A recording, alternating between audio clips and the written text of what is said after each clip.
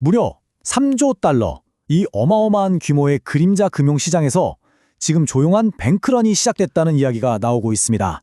월가가 숨기고 있는 위기의 실체, 지금부터 하나씩 파헤쳐 보겠습니다. 부자 아빠, 가난한 아빠로 유명하죠. 로버트 기요사키가 이런 무서운 경고를 날렸습니다. 역사상 가장 큰 폭력이 온다. 그 시작은 바로 블랙록의 사모대출 사기 때문이다. 굉장히 극단적인 예측처럼 들리지만요. 어쩌면 이게 지금 월가에서 벌어지는 일의 본질을 꿰뚫는 말일지도 모릅니다. 그리고 이건 월가의 황제라고 불리는 사람이 한 말입니다. JP모건 체이스의 제이미 다이먼 CEO. 그가 그랬죠. 시장에 바퀴벌레가 있다. 여러분, 바퀴벌레 한 마리가 보이면 그 뒤에 수십, 수백 마리가 숨어 있다는 뜻이잖아요. 바로 그거죠. 뭔가 보이지 않는 큰 문제들이 도사리고 있다는 강력한 신호입니다. 자, 그럼 본격적으로 한번 들어가 볼까요? 이 모든 이야기의 시작은 정말 충격적입니다. 세계에서 가장 크고 안전하다고 믿었던 금융회사들이 어느 날 갑자기 투자자들한테 이렇게 말한 거예요. 죄송하지만 지금은 돈을 돌려드릴 수 없습니다. 이게 그냥 한두 군데의 문제가 아니었어요. 한번 보세요.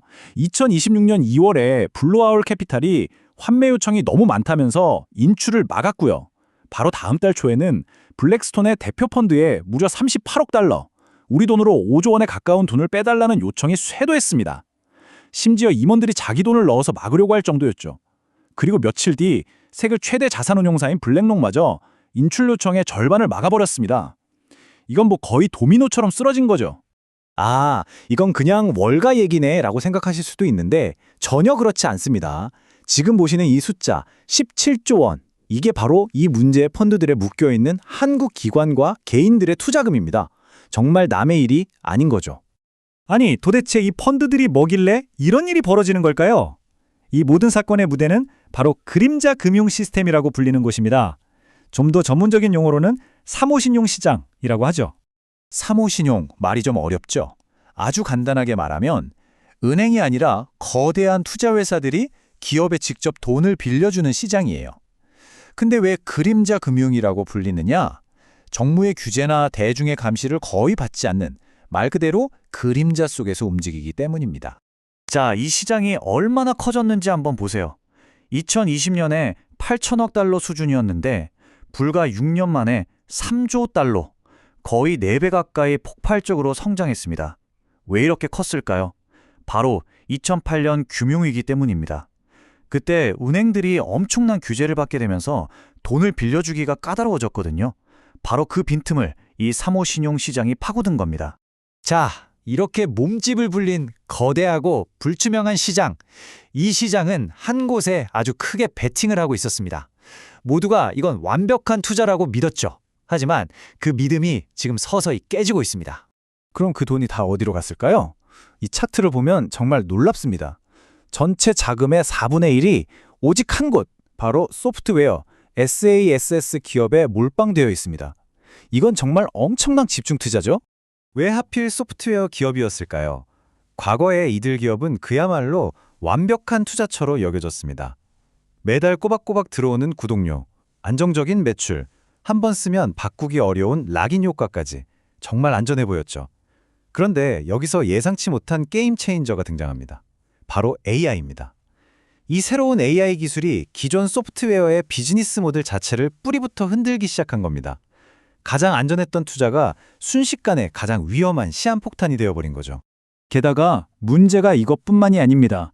시장이 너무 과열되다 보니까 기본적인 투자 원칙인 실사, 즉 기업을 꼼꼼히 살펴보는 과정조차 무너졌습니다. 얼마나 심각했냐면요. 세계 1위 자산운용사인 블랙록마저 4억 달러 규모의 사기 대출에 당할 정도였습니다. 더 충격적인 건 이 대출 자산의 가치가 100%에서 0%가 되는데 걸린 시간이 단 3개월이었다는 겁니다. 시장에 얼마나 거품이 꼈었는지 보여주는 단적인 예죠. 자, 상황이 이렇다 보니 지금 월가에서는 거대한 논쟁이 벌어지고 있습니다. 모두가 지금 이 질문을 던지고 있는 거죠. 이거 혹시 제2의 2008년 금융위기가 오는 거 아니야? 그럼 한번 비교해 볼까요? 2008년과 지금 뭐가 같고 뭐가 다를까요? 일단 불투명성, 그러니까 속을 들여다보기 어렵다는 점은 아주 비슷합니다. 당시엔 복잡한 파생상품 때문이었고 지금은 비공개로 이루어지는 사모대출 때문이죠. 규모 면에서도 지금이 훨씬 큽니다. 2008년 서브프라임 모기지 규모가 1.3조 달러였는데 지금 사모신용시장은 3조 달러에 달하니까요. 하지만 결정적인 차이점도 있습니다. 위기의 근본 원인이 다르고 무엇보다 2008년처럼 은행 시스템 전체가 위험에 노출된 건 아니라는 점입니다. 실제로 시장에서는 너무 걱정할 필요는 없다는 목소리도 나옵니다. 자산운용업계의 거물인 브룩필드의 CEO 브루스 플랫도 이렇게 말했죠. 이걸 별일 아니라고 생각하면 안 된다. 하지만 2008년 같은 위기는 절대 아니다. 그러니까 문제는 분명히 있지만 이게 금융 시스템 전체를 무너뜨릴 정도는 아니라는 주장입니다. 그럼 앞으로 어떻게 될까요? 미래를 점치는 건 불가능하죠. 대신 우리가 현명한 관찰자로서 이 상황을 제대로 파악하기 위해 앞으로 뭘 지켜봐야 하는지 그 핵심 지표들을 알려드리겠습니다. 전문가들이 지금 눈여겨보는 지표들입니다. 첫째, 블랙록이나 블랙스톤 같은 회사들이 분기마다 내놓는 환매 보고서, 돈을 빼달라는 요청이 계속 늘어나는지 봐야겠죠. 둘째, 소프트웨어 기업들의 주가를 모아놓은 ETF의 움직임, 이 시장의 불안감이 그대로 반영될 겁니다. 그리고 신용시장의 공포지수라고 불리는 고수익 채권 스프레드와 사모대출의 부도율도 아주 중요한 신호입니다. 마지막으로 블루아울이나 KKR 같은 관련 자산 운용사들의 주가 흐름도 놓치지 말아야 합니다. 이런 것들이 바로 시장의 방향을 알려주는 나침반이 될 겁니다.